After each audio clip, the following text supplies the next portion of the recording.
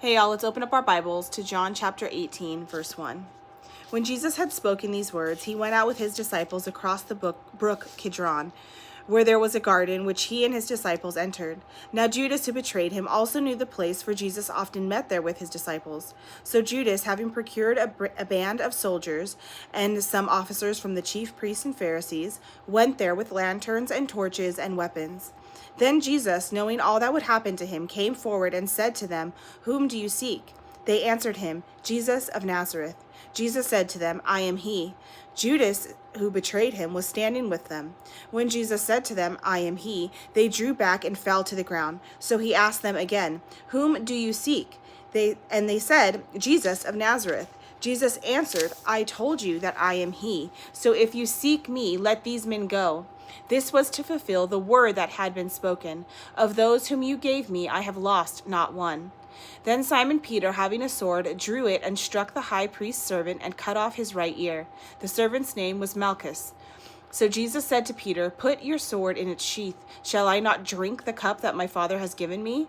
So the band of soldiers and their captain and the officers of the Jews arrested Jesus and bound him.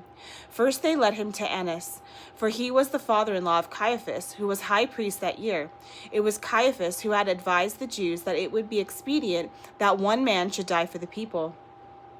Simon Peter followed Jesus, and so did another disciple. Since the disciple was known to the high priest, he entered with Jesus into the courtyard of the high priest. But Peter stood outside of the door. So the other disciple, who was known to the high priest, went out and spoke to the servant girl who kept watch at the door, and brought Peter in.